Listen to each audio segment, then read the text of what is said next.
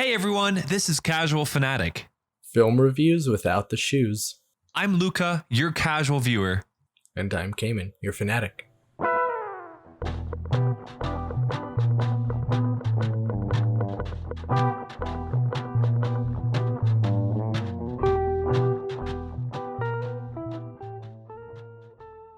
Yo, how have you been, Cayman? I've been pretty good. As you know, Elena is on a super long hike in the middle of the wilderness with some co-workers. Yeah. So she's out having a grand old time. She should be back on Tuesday. That's awesome. And we're recording on Saturday. So yeah, it's a four-day trip. That's awesome. So what are you gonna do alone now, dude? You're gonna be all lonesome. I know. I honestly have. Other than I have some dishes to do. We've got two new baby chickens that I'll be taking care of as well. Nice. Yeah, one of them's called shit, I forgot the name of it. Nutmeg Luca. And oregano is the other one. Nutmeg is the cutest thing. I don't know if she told you, but my name's its middle name. So. Yeah, she told me about that. Perfect. I was like, can you send me that picture? Because I fucking love this chicken. That's hilarious. I hope it's a girl. Please be a girl. So you guys can keep I hope both of them are a girl. I don't want any. We're done with roosters. Don't need any more. Yeah. It's so weird that it's like a gamble to have these fucking things as like you can't tell it's gender. Because it's not like they have a big old flopping penis you can look at. No, that's kind of lame. Imagine if chickens just walked around with their schlongs hanging out. Dude, that'd be kind of nice, right? Would it? I mean, the roosters, it would kind of fit. It would kind of fit their mentality. Just drag it on the ground. Yeah.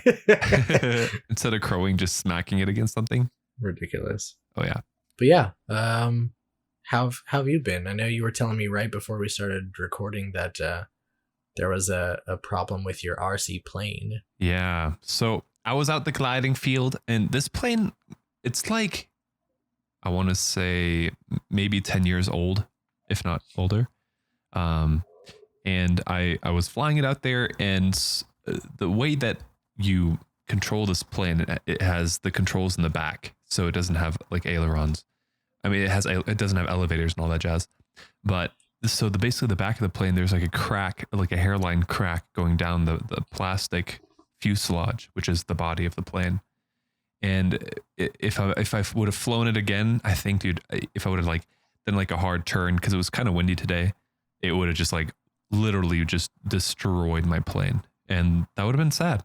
So I either need to figure out how to refix it, because I fixed it once already, but it's just going to keep happening. So I think I need an upgrade in my plane. Dude, I'm still flying on a remote controller that is from 1975.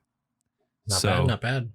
Yeah, everyone out there is like, oh my God, what is that? He was like, dude, I have one of the guys was like, I have a remote in my basement that you can have that's newer than that one. And I was like, hey man, this thing does the trick. I've never. It's from the 80s. You're like, oh my gosh, it's so new. It's so much newer. I mean, if you think about it, 1975, that's old. But yeah, so now I'm gonna. One of them said he'd text me. He has a glider, because I fly gliders. That he would maybe want to sell me. So maybe see if that goes through, and because at one point I want to build my own with a kit. So we'll see. But yeah, that's what I did today. Nice. Sounds pretty fun. Yeah, and then tomorrow there's that, I forget what it's called, but it's like an Indian kind of thing, where people throw color on each other to signify, I forget, I read it once a while back. Dosi, something. Where they throw color each other. It's like a festival of to signify the end of a moon or something like that. I'm not quite sure. Is it Holi? Holi. Yes. Yeah. What does that signify against? The end of a moon, right? I'm looking it up here. Yeah. In Hinduism, the popular holiday centers around Radha Krishna, or the combined forms of feminine and masculine realities of God and the deities of Radha and Krishna. The story goes that Christian despaired over whether the fair-skinned Radha would like his darker complexion. His mother, Yashoda, told him to approach Radha and ask her to color his face in any color that she wanted. She did, and they became a couple. The playful coloring of their faces has been commemorated as Holi. Interesting. Okay. Holi also celebrates the victory of Lord Vishnu as Narasimha Narayana over Hiranyakashipu. I've probably mispronounced some of those things, but you did your best. It wasn't in a rude way. I did my best. Yeah, so that's what I'm doing tomorrow. So it should be good. Should be good. But anyway, besides our fun activities, what movie are we discussing today that the viewers probably already know of? We are going to be talking about a brand new movie. Just came out like a week and a half ago. It is The Batman, directed by Matt Reeves. What'd you think of the movie? I thought it was great. I loved it, actually. Maybe part of this is just because it's so fresh on my mind, but I think this is possibly my favorite Batman movie. Wow. Why? It's such a good story. And like I feel like, did you ever see the Joker movie with Joaquin Phoenix? I don't think so. Well, I feel like this movie was trying, or this movie was succeeding to do what the Joker movie was trying to do, in the sense that, like, I feel like the Joker movie was really marketed as like, oh, it's gonna be this like classic, just like start with a good movie and we're gonna like make a good movie, but then it just like happens to have the Joker in it, but it's not really like a comic book movie. It's like almost more like a Martin Scorsese film, but just like with the Joker. You know what I mean? I think I do, yeah. But I feel like even though that's what they wanted the Joker movie to be, the execution really didn't hold up as well. And I feel like there were a lot of things that it just wasn't as successful as they made it seem like it was going to be. But this movie, I feel like, is a really good like noir film, like a amazing detective story. Yeah. It's just that the detective is Batman. Right. So it like, instead, it doesn't feel as comic booky. And there's nothing like, you know me, I have no problem with comic book movies, but like, it's nice to see something different. Yeah. And I know that because the Christopher Nolan movies, the Dark Knight trilogy, also tried to be a bit more grounded, but even then there was a lot of sort of fantastical elements. And I feel like this was just like one step even more like realistic.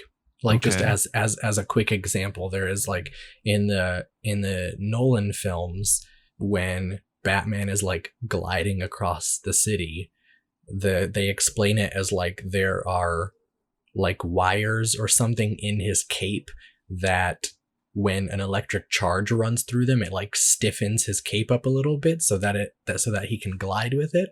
Yeah. And like that, I mean, that's fine and all, but in this movie, like, he literally, the way that Batman glides is like with an actual like cliff diving like outfit. Suit. Yeah. Right. Yeah. And so, wow, well, yeah, I think you summed that up quite well. I've never really been into the Batman series, quite honestly. Like, it's never been like a big part of me, like watching the movies and stuff like that. It's like, I don't know. So I can't really compare it to other Batmans because I just don't remember them. I have watched a few, but it's just hard for me to, how do I say, like, even remotely remember them. Right. So, it's just one of those things. I'm glad that you loved it that much for me, I don't remember exactly what I rated it, but I rated it in the like mid 8s right when I finished watching it. Because I watched it with Uli, actually. And he loved it. He called it one of the best. There was one other one that he named that it could compete with that I don't remember, but yeah, I've been seeing and hearing a lot of big good things about this movie of people liking it.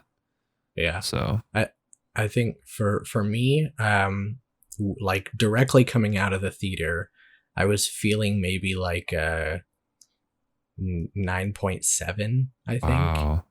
And after thinking about it for a while, I think I it may come down to like a 9.5.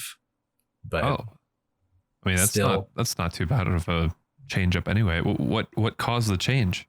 I mean, there's just a couple things that, like, as I thought about it more, I didn't quite like as much. But we can, Okay. I mean, we can get more into that when we get into spoilers. But Yeah. just some things that I felt could have been done better. Okay. Yeah, I think you'll have to probably take the lead on this one, dude. Like, I did not, one, take notes, and two, I wasn't expecting us to do a podcast about this, and three, it was a while back for me. So Yeah, I think I watched it the day I it didn't came take out, notes actually. in the theater, so I was like, I had to like sit and try and remember as much as I could. Yeah. It'll come back. It'll come back to me. Yeah. The budget for this movie was $200 million, That's a lot. which if we remember what we were talking about there's several episodes ago when we were talking about how with a lot of movies, obviously depends on the studio, depends on the movie, but in general, they usually spend the same amount on marketing as they do on the movie. Right. So if the movie costs 200 million, that means with marketing, it probably cost them around 400 million. Yeah. Which is a lot. Yeah. The box office so far, and like this number will increase because the movie is still in theaters, but just off of what they've made so far, they've already made over 500 million. Wow. Holy shit. Yeah, I mean, it's getting hyped up like crazy. Yeah. And I know they actually did really good like advertisements for it, because the trailer, I don't know if you remember the trailer for this movie. I'm sure other people do as well. The funny part, the only reason that like it caught my ear is because one of my friends voices like the ending part where it's like in theaters on, well, that kind of thing. Yeah. So I thought every time I hear his voice in one of these trailers, I'm like, oh, there he is. That's funny. Yeah. Are you ready to step into the boxing ring? Oh gosh. Oh no, not for this one. Okay, yeah, I'm ready. Oh, I'll have to make something up. I have decided I will be competing with you this time, so I have not looked at the description yet. Oh, okay, cool. Let's let you go first. All right. I quite honestly, I need to remember what exactly went on here, so hopefully your thing will help. Okay, I will say, during his second year as the masked vigilante known as Batman, Bruce Wayne discovers a plot to kill important city officials, but the secrets that he learns along the way bring Gotham into jeopardy. God, that's fucking good. That's what I've got. That's fucking unfair. Just to give everyone, I forgot the fucking city name even. So the fact that you even knew it was called Gotham, unfair. Alrighty. Batman, aka Bruce Wayne, is the Batman. And he finds out while entering an investigation pool that his family, the Wayne family, is not as clean as they once appeared to be in his eyes. Watch the movie to find out more.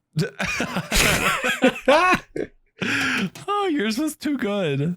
Okay. All right, well, let's see what we got here. We'll make our own judgment, and then if the audience has a different idea of whose was better.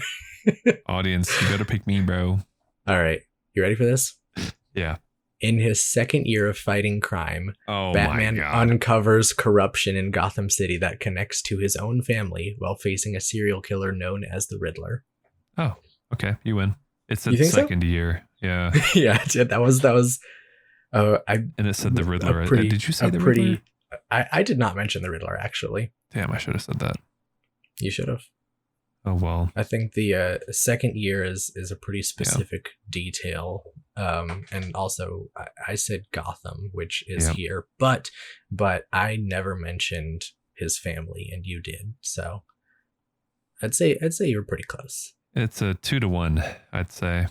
I don't know why neither of us mentioned the Riddler. That seems kind of silly. That's kind of weird, right? Yeah. But quite honestly, yeah. I mean, yeah, the Riddler was kind of a big deal. I was gonna say like he wasn't that big of a deal, but he was like literally the big deal of this movie. So yep.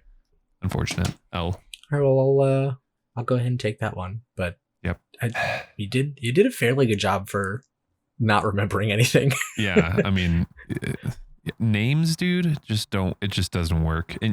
And like I knew you had said like all that stuff already, so I didn't want to say like second year because I didn't fucking know that.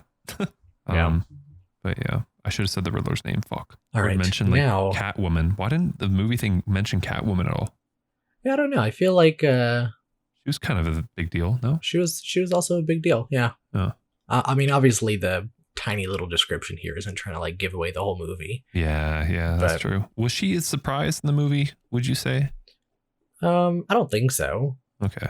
I would say the stuff about his family is more of a surprise than Catwoman, so I don't know why that's in here. Yeah, true. Now we'll get a quick ad break, and then we'll be back for our spoiler review. Let's do it.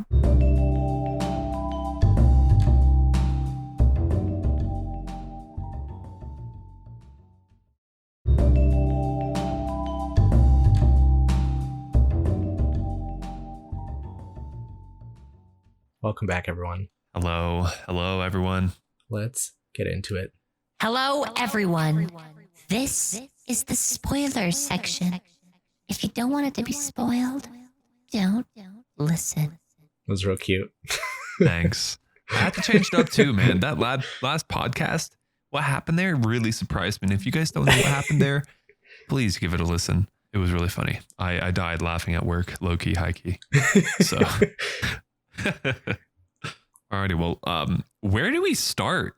It was a movie, and Batman was in it. That's true. He was there. It was crazy. Let's talk about like the overall plot. Let's just go through it real quick. Okay, so Batman is there, and he gets called to like this investigation thing. This is just to help me and the viewers out, I guess. Yeah. And in this, like, why was he called to this investigation? Because there was a letter there that was addressed to Batman. Correct. Correct. Okay. And then from there, it kind of went on to like this mumbo jumbo of like clues, and it like involved the drug ring, and then at one point it involved Wayne's family's name. So basically, the Riddler was toying with him the whole time, right? Yeah, the Riddler was methodically taking out corrupt officials. Mm-hmm. The backstory is like there was a like you said a drug operation controlled by a gangster named Maroni. Right. And he got taken down. It was like the biggest drug bust of the century or something like that. Like it really boosted everyone's careers. But then the Riddler finds out that the drug operation actually never stopped, and the control just got shifted over to another gangster named Falcone. And he pretty much used, like, because the drug bust led to a huge status boost for all of the officers and city officials involved, and Falcone pretty much used that position and used the money from the drug operation to keep all of them sort of under his thumb. Right. And right. so now like the Gotham City Police Department is just like full of crooked cops, and like his the first victim is actually the mayor, who is about to run for re-election against another candidate named Bella Real. Mm-hmm. And during the campaign, Riddler kills him and leaves a note for Batman. Right. So let's start off with, I guess, your positives. Yeah, because I'm guessing you don't have that many negatives, right? Yeah, I've got more positives than negatives for sure. Right. I mean, you rated it 9.5. Yeah. So, all right. Well, let's start off with one. I'll kind of play off of what you All right, say. well, first, I would like to say that the score for this movie I thought was fantastic. It wasn't, oh my gosh, super exciting, like jumpy sort of music. It was just like this very like heavy, moody, just like Yeah. constant like atmospheric music. You know what I mean? The cinematography was also more of like a moody, darker setting, which I guess plays in part with, you know, him being a Batman. Yeah. I mean, like you said, the feeling of this movie while watching it was it was always kind of like on the edge of your seat. It really fit in with the fact that it was like just riddles going on everywhere, because that's kind of like that's how it felt like to me in the movie theater, at least. Yeah. To where it was like always on edge kind of thing. You're like, ooh, like what kind of thing. How did you feel about the riddles? I quite honestly, dude, I didn't get any of them. I understood it once they were figured out, but then like when they were spoken of and like Batman was like, oh, it's this. I was like, what the fuck? Like how? I'm not a riddle guy, so it's kind of hard for me to like get on that boat. There was a couple, like I think like maybe two riddles, maybe three, that I like as soon as they said it, I was like, oh, I know the answer to that. For real? But yeah, nice. Like super easy ones though. Yeah. But also I feel like it was kind of nice because like solving the riddles wasn't really like the focus in the movie, you know? Like all of the scene, like you said, all of the scenes where there was a riddle, it was like someone would read it and then like a second and a half later Batman would be like, oh, this is the answer. Like it's not really like, there are some movies where riddles are involved where like you see the riddle and then like the movie takes its time with people figuring it out, and like part of the experience is like the audience trying to figure out the riddle as well.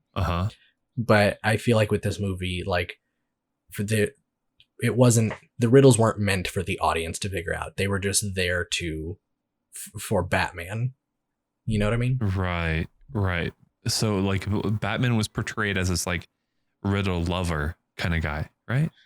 Well, because he's Batman, since the beginning, like since Batman was created, he has been called the world's greatest detective. Okay. And because in case you didn't know, DC, which is the comic company that Batman comes from, DC stands for Detective Comics. And so Batman, Batman from the beginning has always been like, yes, he is a vigilante and a crime fighter, but he is also an amazing detective. And I think that is something that up until now we haven't really gotten to see in a live action movie. And I think that's another part of why I like this one so much, is because we just don't get to see that side of Batman very often in live action.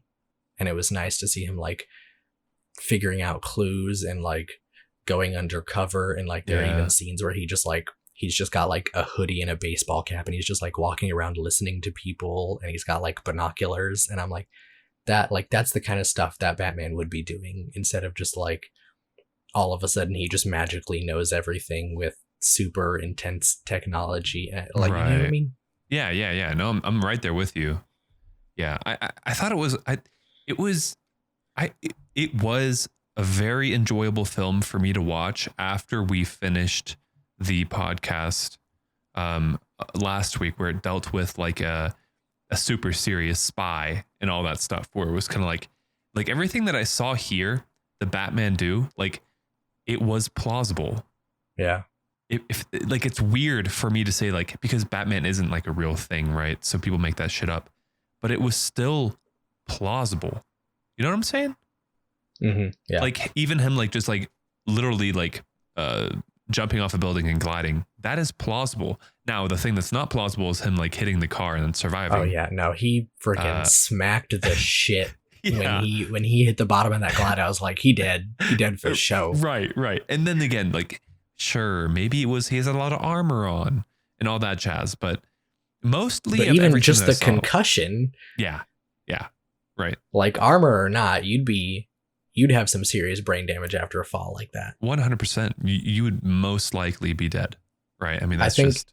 Yeah, I think that specific moment is probably what like pulled me out of the movie the most. Like I feel like there were a few other things that I was like, oh, that could have been done better, but like it still feels like it's like it makes sense in this world. But him just like smacking into the side of that bridge and then falling on top of a car Yeah. at like, it was like 2 or 3 seconds there. I was like, well, hold up. This is weird. Yeah. And like that's like literally probably the only thing like gadget wise that he had that may not have worked well, as well as like, I know it was supposed to be like cool and like the car chase, you know, where everything was exploding in front of him, and then all of a sudden this truck and trailer made like a ramp and he just took it. That obviously not, but gadget wise, that's like the only part where I was like, he'd probably be dead, you know. Yeah, I mean, so getting into his gadgets a bit more, I feel like his gadgets in this movie felt a lot more, I don't know what a good way to describe it, like dirty, you know what I mean? Like, obviously, Bruce Wayne is a billionaire and he can afford anything he wants, but like, to take it back to a comparison with the Christopher Nolan movies, like, in those movies, he's got like this huge like underground warehouse and he's got like computers and he can hack into people's cell phones to listen to shit, and like his Batmobile is like a piece of like military technology that he somehow bought like off the black market or whatever. Yeah. And it's like, it's all of this stuff and you can like see he's obviously spent a bunch of money on this shit. And for sure. I feel like the gadgets in this Batman movie, like, yes, obviously would still cost a lot of money, but they felt a lot more like ground up. Like he's got like, I think the fanciest piece of technology he has is those contact lenses that he can record with. Yeah. Which, I mean, could be a thing. I don't fucking know.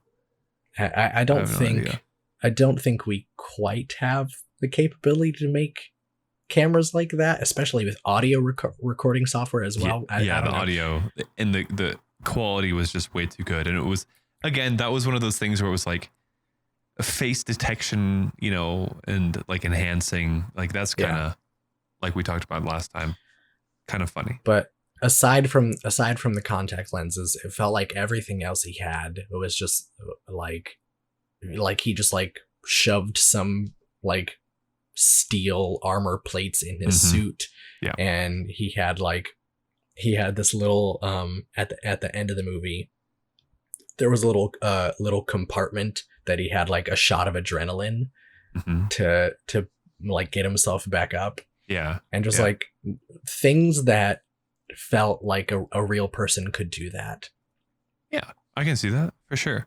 And the just keeping going on the technology front.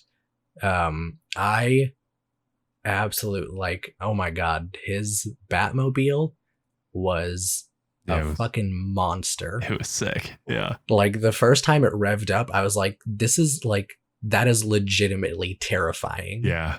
Yeah. I 100% agree. Thing was nutty. Like, oh my God. Yeah, it was definitely a nice car. And his motorcycle too. I kind of enjoyed that he started off with the motorcycle and then they didn't use the car too much, I felt. Like Right, they didn't yeah, it was overuse like- it. Yeah, he mostly got around the city on the motorcycle, which makes sense because there's a lot of like tight alleyways, and obviously when he's driving around, he's like dipping in between traffic and doing all that stuff. And it's like, no matter how awesome your car is, that you're not going to be able to easily maneuver through a city like that in a big old car. Right, exactly. Yeah. But yeah, I think it definitely helped that they picked and chose their moments to be like, nah, look at this badass machine Mhm. that he's just gonna like absolutely destroy, and him chasing down the penguin, and like you said, all of those explosions, and he's just like, I don't give a fuck. Yeah, yeah. He's like, fuck this. I see my target. I'm going. And that was kind of like the cool, like I couldn't figure out at the start of the movie if this was like, because you had said, like the gadgets were really down and dirty. And I felt like his whole suit kind of thing, like everything was kind of down and dirty. Yeah. And I couldn't figure out if this was like early Batman or if this was like Batman after all those other Batmans. You know what I'm saying? Does that What do make you mean? sense? Like, I don't know where in the line of his career this was shot in. And you said Well, 2 years. His in the very beginning of the movie, you can see him because he like the movie opens with him narrating, and that was another part that I loved, because in the narration he explains that obviously he's just a human being and he can't actually be everywhere at once to Mhm. like keep crime off the streets. Right. But the good thing about the persona that he has put on for himself is now it's gotten to the point where criminals are just afraid of shadows Shadows. because yeah. they don't know where he is at any given time. And so you see Right. like this montage of like a guy breaks into a convenience store, or like a freaking person is like, there's a gang of people mugging someone like by a train station, and like they see the bat signal light up in the sky, and then they start looking around, and there's Yeah. like a dark corner, and they're just like, Yeah. I don't know about that. yeah. Yeah. And I was like, that makes perfect fucking sense. Yeah. Like once you've built up this what's it called? I'm really blanking on words. Like how people know you, your reputation. Good lord. Oh, okay. You When got it. You you- got it. That didn't take too long. You're good. when you've built up a reputation like that to where like people are just always afraid of you even when you're not around, like that is, I mean, that's part of the purpose of Batman. yeah. You know what I mean? Yeah. And obviously that idea sort of gets challenged in this movie, which we can talk about later because that's like sort of towards the end, but I really do like that. But point is, he does that narration, and then you see that like his narrating is actually him writing in a journal, Mhm. and he's like keeping notes because he's like obviously going out every night and then like being up during the day, like all of the days sort of blend together. And so to like sort of keep himself from going crazy and like keeping track of the days, he writes everything down in a journal. Right. And when he closes the journal, you can see on the cover it says Batman Year 2. Okay. I missed that, I think. Okay. Well, that's good. They explained that then. I must have goofed and just didn't see it. But okay, that makes sense. Yeah, I was saying that just because when I did see it, I was like, I don't know, like, yeah, I just didn't know. I'm not familiar enough with Batman, but you know, it is what it is. Yeah. So he's to the point where obviously he's not, like, he's still got a lot of stuff to learn, but he's like at the point where he's obviously they've already built a bat signal, and he's built up this semi-trusting relationship with Lieutenant Gordon, Yeah. who is the only person in the police department who trusts him. Because you see, like, several times all the other officers, like, anytime he walks into a crime scene, they're just like, what the fuck is he doing here? Mm-hmm. And like they're all nervous, and you can see like a couple of them like put their hand on their gun because it's just like, you don't know when a person like that walks into the room, like they have no idea what he's gonna do. He could flip out and attack all of them for all they know. Yeah, but then again, like most of them were probably crooked, right? So maybe that's also one more reason for them to fear him. Could be, yeah. Yeah. Okay, so I had mentioned the car chase with the Penguin. And Oh yeah. hold on, I might have to send you a picture here because the Penguin was played by Colin Farrell, and the amount of prosthetics and makeup that they used on this man is just mind blowing. Like if you didn't know who he was, you would never guess. Really? Yeah, I'm gonna send this to you real quick. Do it. Oh my God. I know. What the fuck? It is just amazing how they transformed him. Oh my gosh. That's so much. Wow. They did a really good Yeah. job.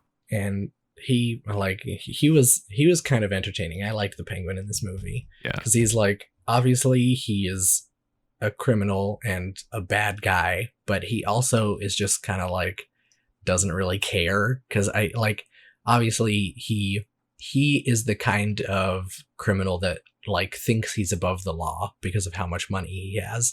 Yeah. And so like anytime like he's talking to Batman and he's just like, yeah, what can I do for you, Batman? Let me help you out. I'll get you this name. And like even when the cops show up, he's just like, what are you doing? Get out of my club kind of thing, you know? Yeah. And like when they took him and like handcuffed him and like just left him out there in the rain. Yeah. And he still had humor about him. He's like, oh, come on.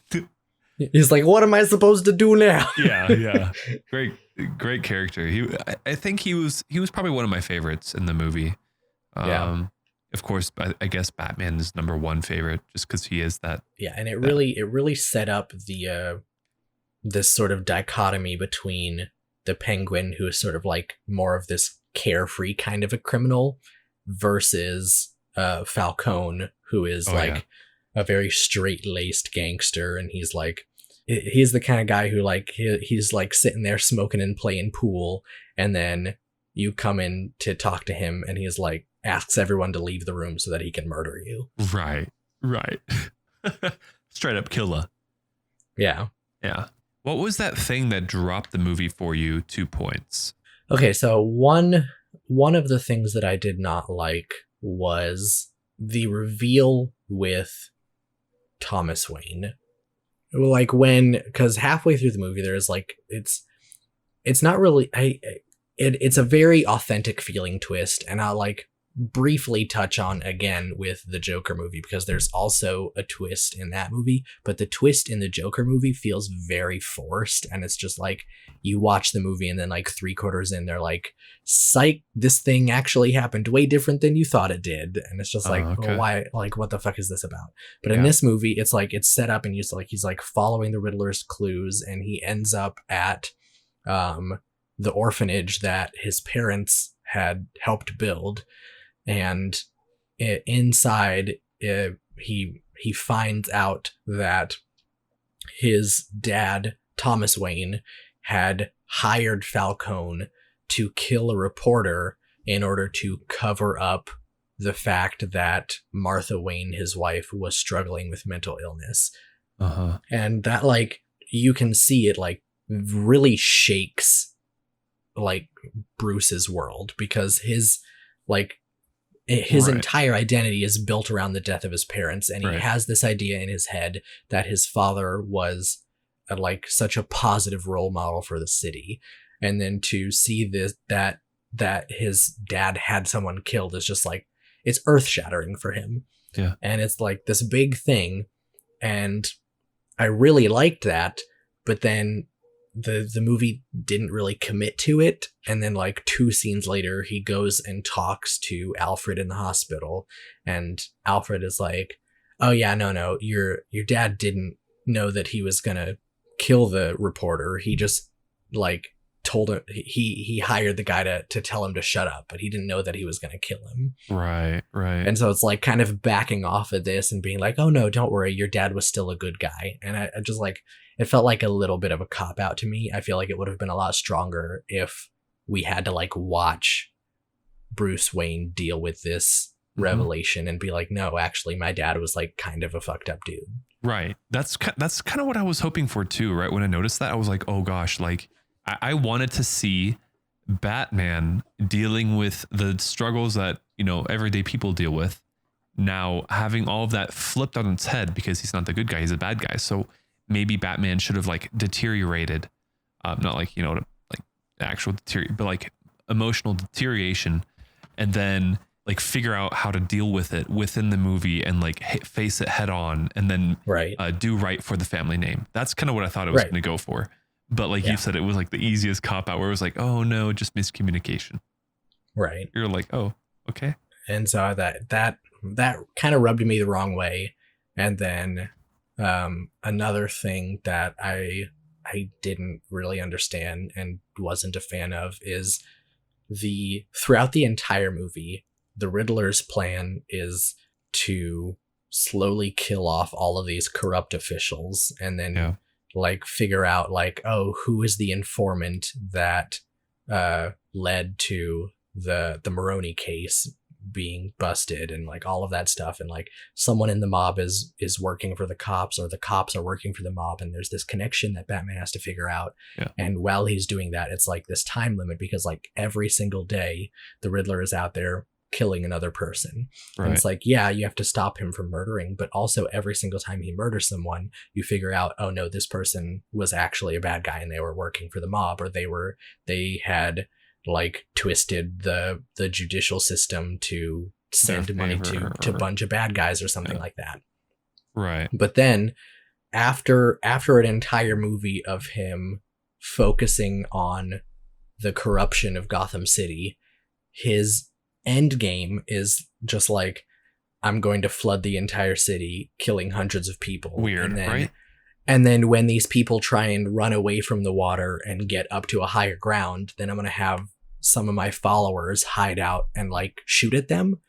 And I'm just like, I don't understand. There is a very troublesome disconnect for me there. I agree. Between killing corrupt officials and just killing random citizens of Gotham. Yeah, I that was also one of those points where I was like I didn't understand what the fuck was going on or why it was happening, because like he had a following, and I was just trying to figure out what the following was. Like, was it to go against the corrupt officials, or was it to treat everyone as unequally as they thought they were themselves were being treated?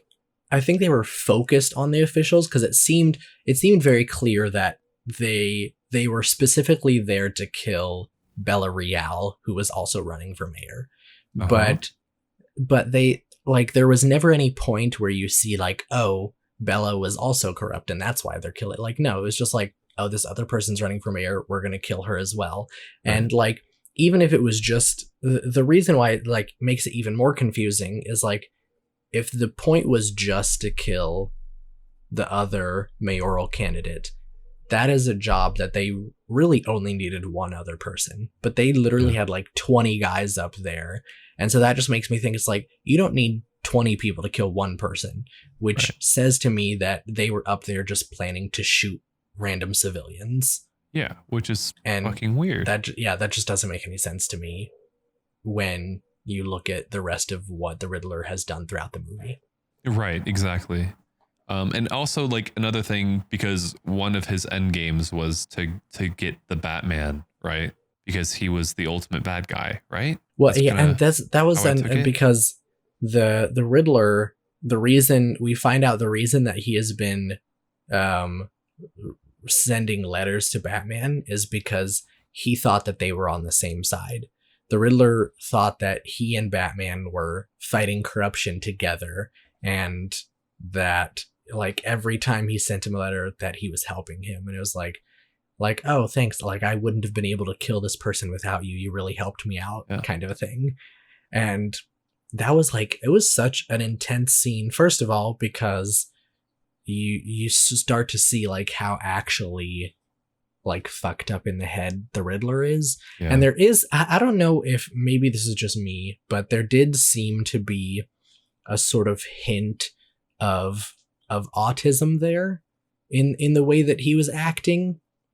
He was so very like hyper focused on certain things, and then like when something didn't go the way that he wanted, it caused like an extreme amount of panic for him, like more than would be for a normal person. No, I saw that. I didn't know what I would call it, you know. Yeah, but like that, those sorts of behaviors are more common in autistic people. Oh, okay. Yeah, I mean, he definitely had an issue. Because he like, yeah, I don't know. People that plan everything and then even after you get caught have a plan and you're like fine with being in jail. Right. Like that's crazy. But yeah, and then there's like a sort of fake out where it seems for a second that he knows that Batman is Bruce Wayne. Mm-hmm. And I put this on my positive and my negative list because it was a very tense scene, and you could like see absolute props to Robert Pattinson for the performance in that scene, because you could see the stress on his face every time the Riddler kept saying Bruce Wayne over and over again. And he was like, yeah, he got stiff, and he was like trying to keep his cool, and he kept like looking over at the camera, yeah, and like you could see him in his head trying to figure out what to do about this. And he was like, oh no, I'm caught. Like this is going to get out, and it's going to like, everything is ruined. Like, I don't know how to get out of this situation. And he's just like trying to keep all of that inside. And then, like after a while, we figure out that the Riddler does not know that Batman is Bruce Wayne, and the reason that he was repeating his name over and over again was because Bruce Wayne was the only person that he was unable to kill. So the Riddler had like this long list of people that he thought was corrupt, and Bruce Wayne was on that list. But everyone else he managed to murder, but Bruce Wayne survived because he wasn't home, and he sent him like a the mail package bomb. Yeah. And this seemed sort of almost the planning for that kill was a lot. It was dumber. boring. Yeah. Like I feel like all the other ones he had it all planned out, and he was like, I'm gonna show up in this guy's house, and he like he saran wraps his head so that he's not like dropping hair or sweat anywhere. He's got like head to toe covered. He's got his boots, and he's like in there, like he knows exactly and how he's going to kill people. But then for Bruce Wayne, he just like sends him a letter and hopes that he opens it. Right. And like, yeah, it's just, dude, people, if they're billionaires, they're not going to open every fucking package. That's like you should know, for someone with that kind of money, like there's no way they don't know that Bruce Wayne has a butler. Right. Yeah. I don't know. But yeah, so it was a really good scene, but it also, like, I don't know, it was kind of weird at the same time.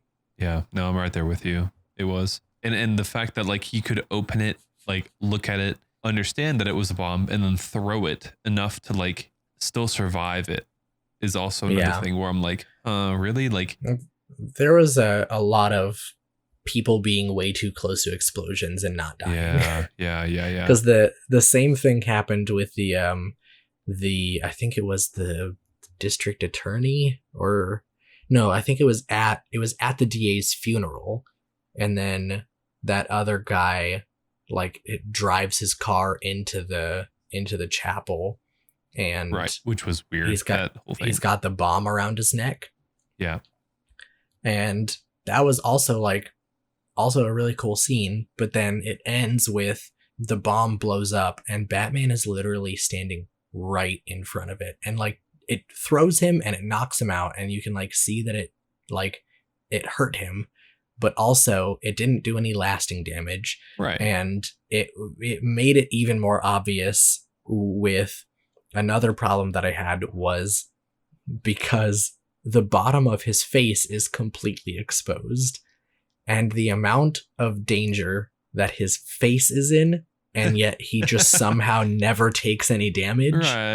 Right. I like, yeah. If you like, even if your entire suit was like explosion proof, bulletproof, whatever, you're standing right in front of a bomb and it blew up in your face, and somehow your chin is still there. Right. Like there's no way. He'd have lost his whole bottom jaw. Right.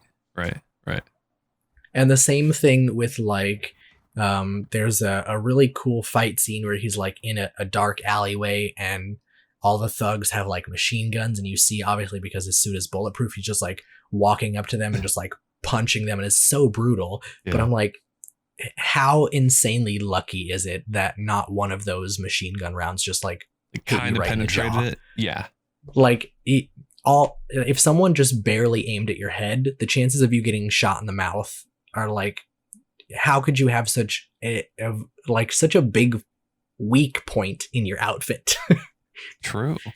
And then the same thing happens at the end. One of the followers of the Riddler like points a shotgun at him and blasts him in the chest, Yeah. which is what eventually leads to him having to use the adrenaline. But I'm like, if that guy had pointed 2 inches higher, he just would have blown your head off because you have no armor on the bottom half of your face. And like the bullet, the spread of pellets, you know, like there's no way it only went to that little zone. I'm sure one of them could have hit the head or the face or the mouth or something.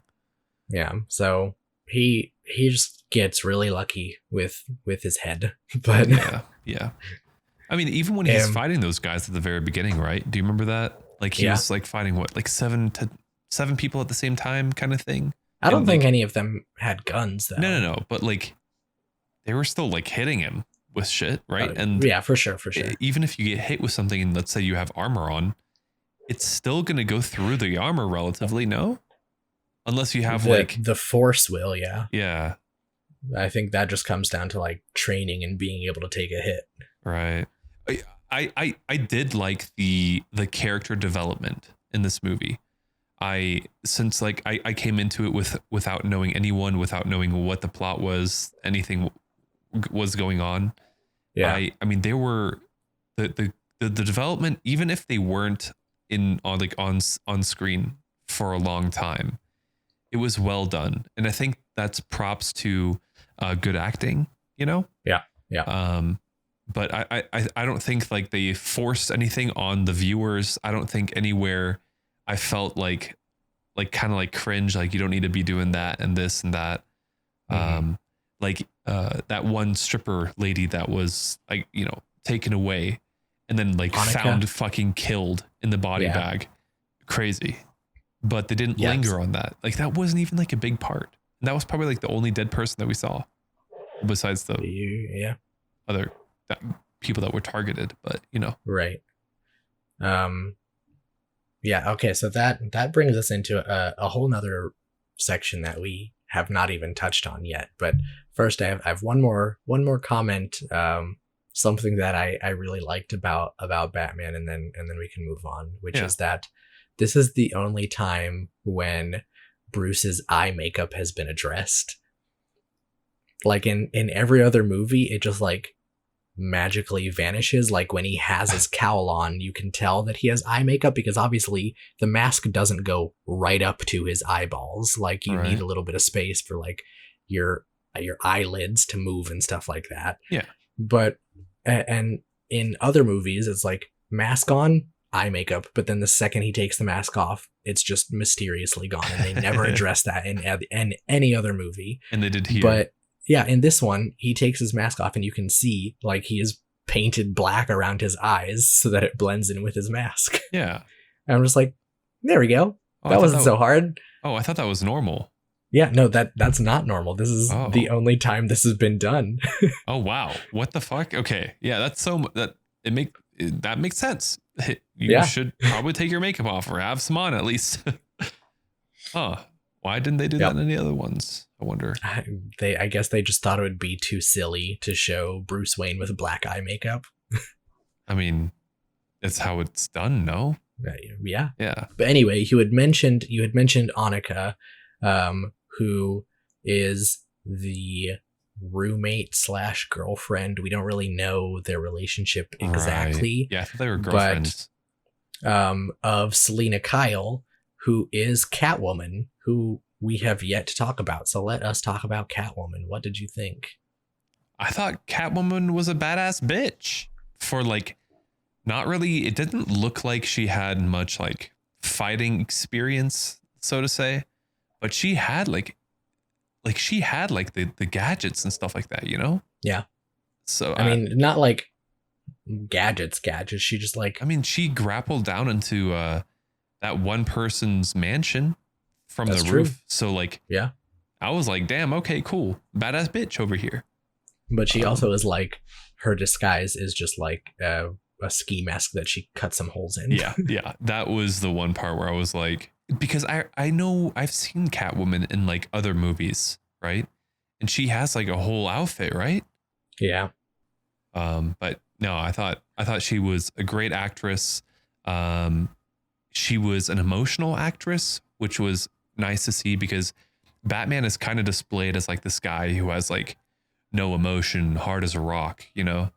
But it was nice to see like him caring for this other person that is also kind of doing what he does. I agree. I was trying to see if I could find a comic photo of her with the beanie, but I don't even know how to search that up. Yeah, I that's the one thing. Like, I thought her beanie was really comical. I kind of liked it. It felt very, because like obviously because she is like, she's not Batman. She's not a billionaire. She doesn't have all this money. So like, she's literally just a cat burglar. Oh, she has like a fucking nice motorcycle, like the moves to fight, and she can't get like a better hat than a fucking. Does she need one? Yeah. Why? She needs it. but she doesn't really. Like, the entire purpose of a mask is to obscure your identity. So as long as she doesn't get actually caught, like, it covers her face just fine. I mean, you're not wrong, but it just looks trashy.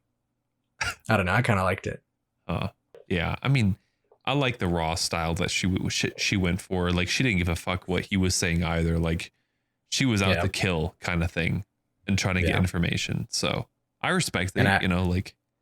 I definitely, like you said, she was very self-sufficient and didn't feel like she needed Batman. Although, like, she did at one point in the movie, she came to Batman for help, and she realized that she couldn't do it on her own, which is like, that's fine. People need help sometimes. Even like Batman needed help at the end, and she helped him. So like they make a good duo together. And I feel like that is one of the other things that I really, really loved, was because the relationship between Batman and Catwoman is, I think, a difficult one to portray in not necessarily like a more accurate manner, but like it's a complicated relationship. Like, it's not just like, oh my gosh, we're so in love. It's like these two people who are individually strong on their own, but yet have this attraction to each other because they're like technically on opposite sides of the law. Like, Catwoman is a criminal. She's a burglar and she kills people, and Batman is like working with the police and doesn't kill anyone, and yet they help each other when they need help because they do care about each other. And I felt like the romance between them in this movie felt so real. And the fact that like Selina Kyle never felt the need to try and see under his mask. Like, she was just like, well, if he ever takes off the mask, I guess I'll see what he looks like. But also, I don't care, because I like, his face isn't what I'm in love with. It's like his being, you know what I mean? Yeah, his mannerisms, like who he is, what he stands for, kind of thing. Right. And the repeated scenes of them like driving their motorcycles together were super cute. Yeah, and then like when they left and drove in opposite directions, I was like, bye. Yeah. And then the fact that she always playfully calls him Vengeance, because there was like this super, like in the beginning of the movie, it's like this super badass scene, and those thugs are beating up that old guy, and they're like, who are you? And he like completely pummels that first guy, like unbelievable beatdown. And then he says, I am Vengeance. And it's like super badass. But then like throughout the rest of the movie, Catwoman is like, all right, get over here, Vengeance. Yeah. I mean, I like their romance. I wish they would have like done more together, but I feel like what they did together and how she fit into everything worked. Yeah. And speaking of, because you had mentioned earlier with the character development, and I think I had brought it up also briefly, but the idea of Batman as a symbol of vengeance is you see, and that's the other good thing about this being only his second year as Batman is, like I was saying, he does have a lot of stuff that he still has to learn. And you see him sort of realize throughout this movie that fear is not like a one-size-fits-all solution. You know what I mean? Yeah. Like, yeah, there are times when he's going to need to be scary, but just being scary is not enough to help the city. Yeah. Because you even in that first movie, after he beats up all those thugs, and then the old guy that he just saved is like still cowering in the corner, is like, please don't hurt me. Like, even normal people are afraid to death of Batman.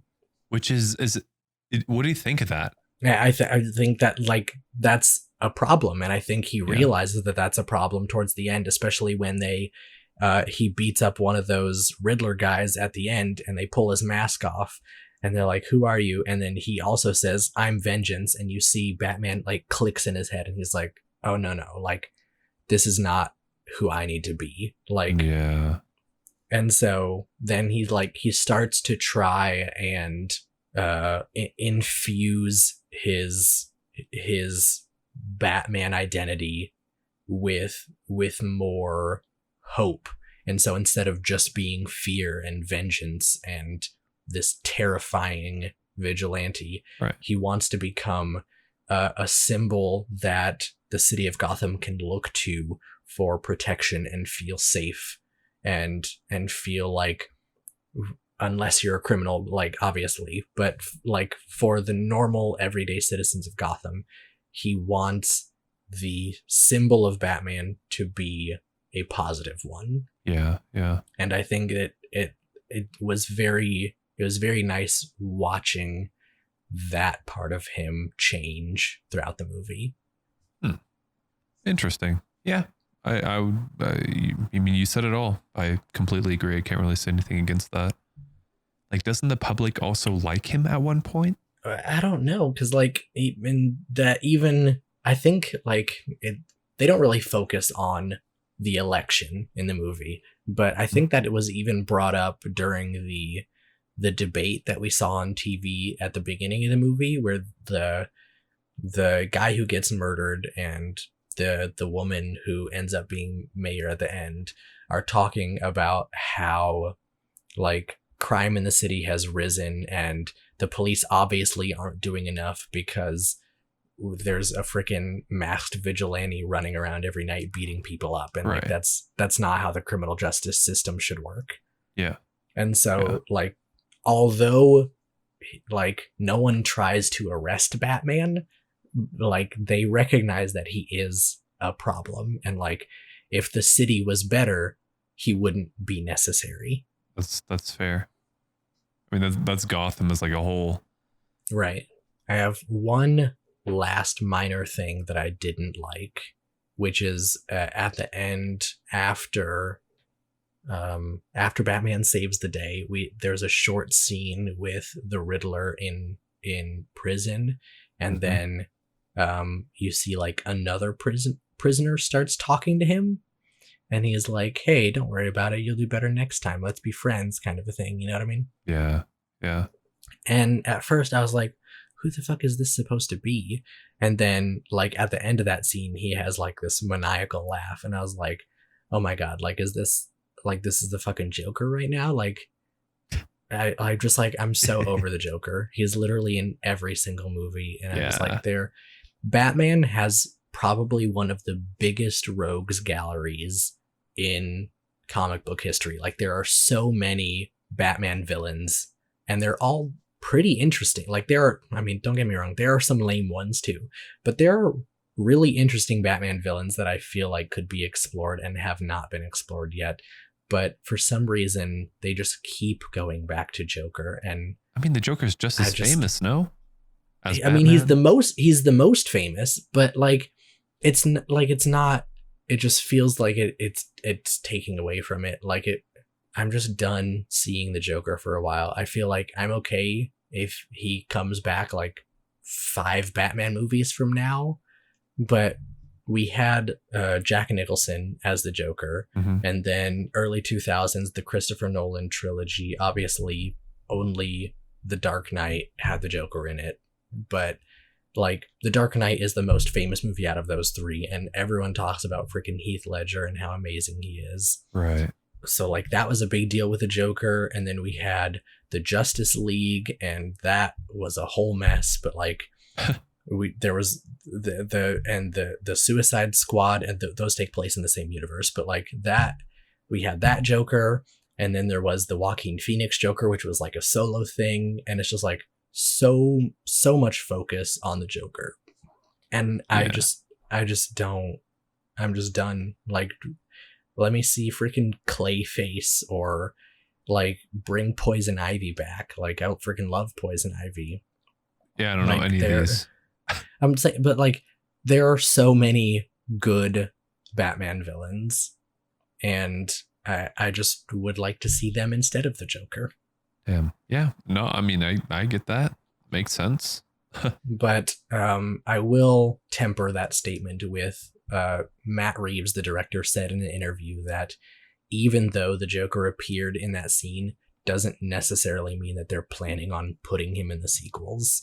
He just like, he wanted a scene to show that even though Batman has like overcome the threat in this movie, like he wanted a scene that shows like there are still other problems lurking out there that he's going to have to deal with in the future. Yeah. And so he said he's not necessarily like, oh yeah, the Joker is going to be the bad guy in the second one, but that's just the character he chose for that scene. Yeah. Yeah. So Interesting. hopefully it doesn't go that direction, but Yeah. well, like I said, even all of the negative things that I said were like, that's what, 5% off. Yeah. That's really That's- good. Yeah. Even for still- like, even if you don't know what's going on or like who the Batman is, I think it's a good movie to watch. You don't have to know of all like his legacies and Right. his history and stuff like that. It's That's what I'm saying as well, is like, Yeah. that's what I was bringing up in the beginning, is like, it really is like, it's just a good detective movie. yeah. And so even if you aren't familiar with Batman or anything like that, you can watch it and still just be entertained on the fact that it's a good story. Yeah. 100% agree. I know Elena was not as big of a fan. Overall, I think the movie was just a little too slow paced for her. I think she was expecting more of like an action movie, Oh, okay. Yeah. but it was very like this movie took its time. It was like just shy of 3 hours long. Jeez. Yeah. I mean, wait, really? It was that long? Yeah, I think it was like 250. Okay. Yeah. See, I didn't know that. It's Damn. a long ass movie. It's a long movie. Yeah. Yeah. See, like the fact that I didn't notice it means that it was a good one, you know? Agree. But yeah, definitely go watch it. It's a good one. It's getting really good fucking ratings. Like a lot of people are saying 10 out of 10 that I've been hearing of and seeing of, or like high nines, one of the best Batmans, like Hayden said. So give it a shot. Let us know. Yeah, for sure. Let us get on to trivia. Yeah. And let me tell you, I have found some pretty delectable facts here. Nice. Our first one says Robert Pattinson's audition took place while he was in rehearsals for shooting Tenet, which did you see Tenet? I think I did. The one where they can move forward and backwards in time. Yes. Yeah. So obviously Robert Pattinson was also in that movie, and it says his audition for Batman took place while he was rehearsing for Tenet. And it says he lied to Christopher Nolan about it, but Christopher Nolan, who had made his own Batman trilogy, immediately figured it out. Pattinson said that he had told Nolan that he had a family emergency, and as soon as he said it, Nolan was like, "You're doing the Batman audition, aren't you?"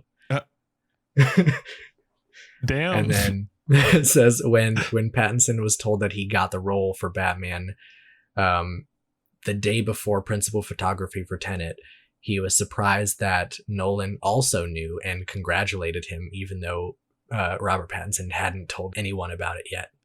I mean, they So he, talk. He found out that he got the part, went to set for a different movie, and Christopher Nolan was like, "Hey, congrats!" And he's like, "Huh?"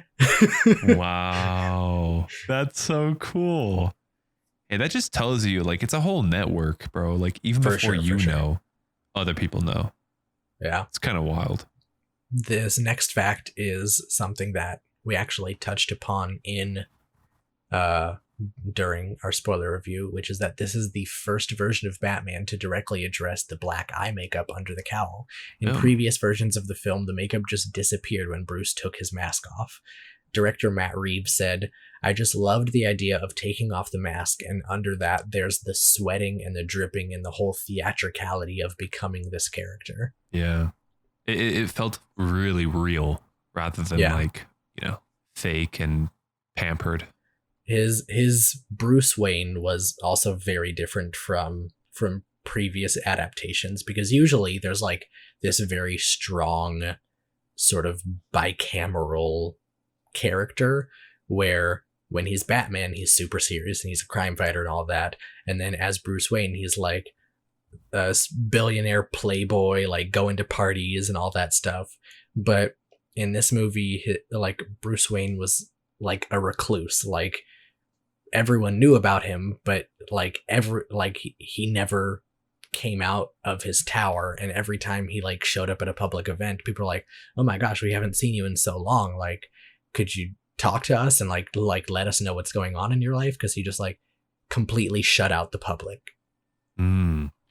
All right, our next one here says Colin Farrell said that he had gone to Starbucks to try out his prosthetics for Penguin, and despite getting some weird stares, nobody recognized him. Well, interesting. Do you think people would have recognized him even if he didn't have that makeup on? Do you think? Oh yeah, no. Colin Farrell is famous enough that if he just went as himself, people would recognize him. Oh, you think so? Yeah. Okay. I wouldn't have recognized him. I would look at this guy like, "What's up?"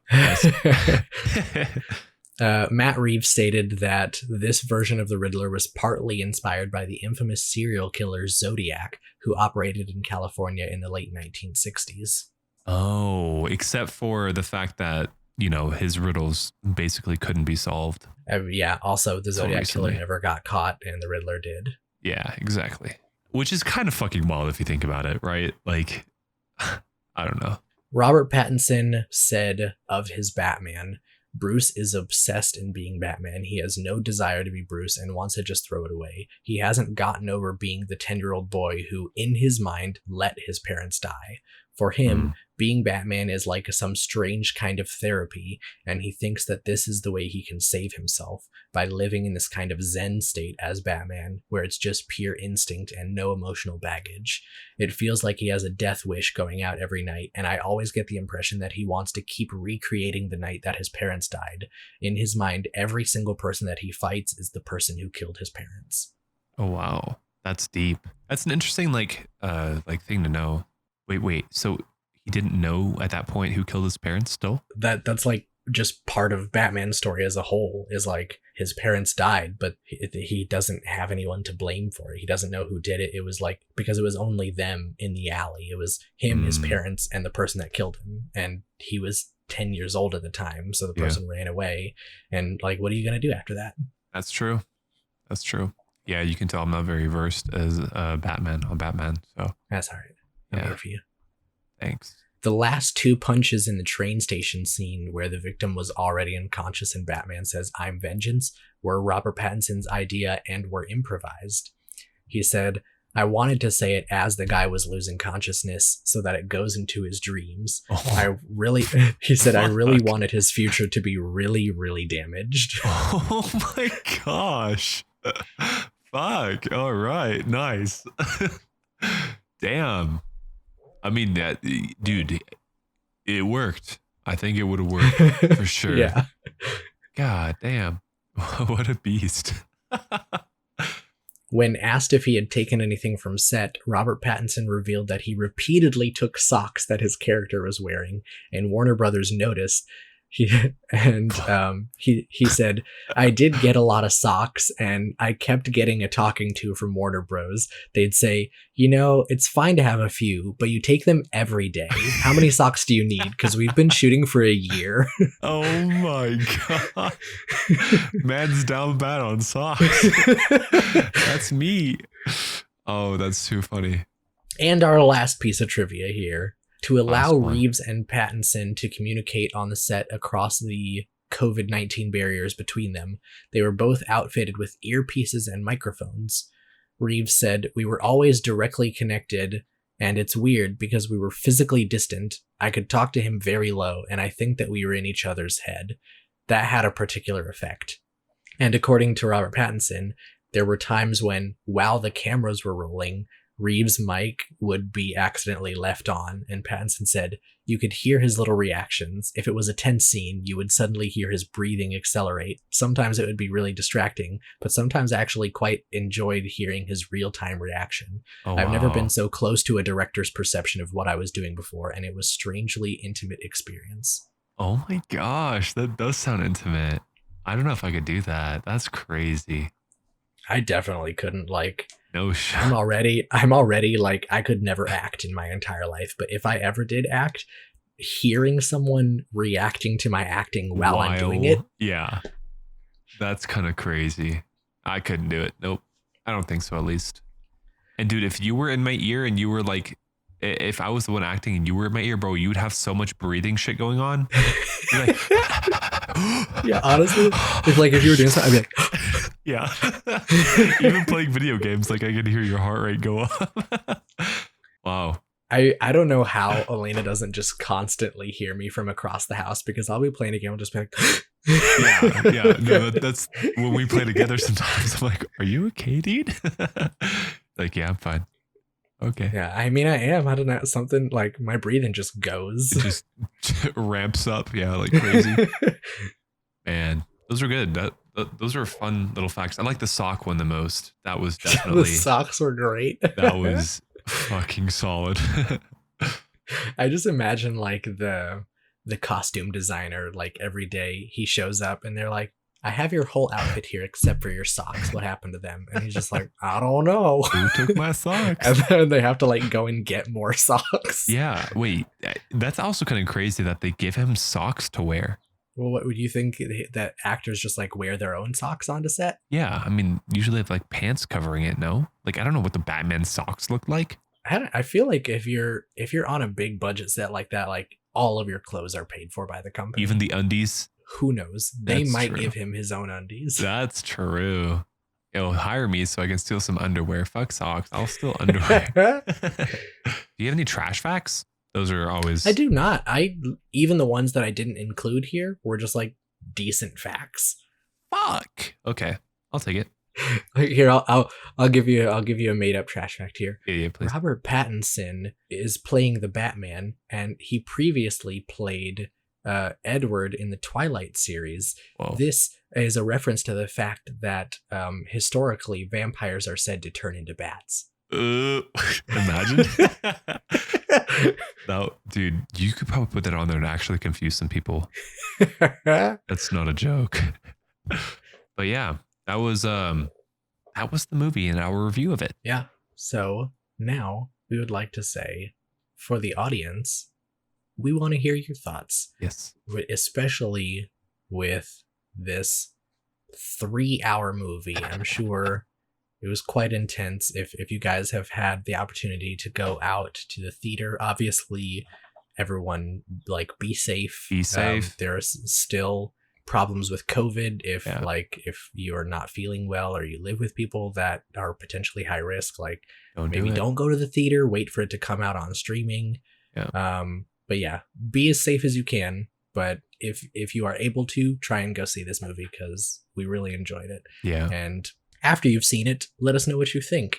And you can do that by sending an email to casualfanaticpod@gmail.com, or you can send us a message on Twitter @cashfanpod. If you would like to help support the podcast, as always, the best thing that you can do for us is to spread the word. Tell more people about this podcast so we can get more listeners, more engagement. We love hearing about new people listening. So please let us know and let others know if there's a specific movie that you're trying to convince your friend to go watch, or anything like that. Just hook them up with our podcast, and then boom, boom, boom. Yeah. We make you And happy. if you and have- he makes us happy. if you have any movies that you would like us to talk about, you can also send us suggestions. Do it. Do it. Alrighty. Well, this has been Casual Fanatic. Thanks for listening. Thanks for listening.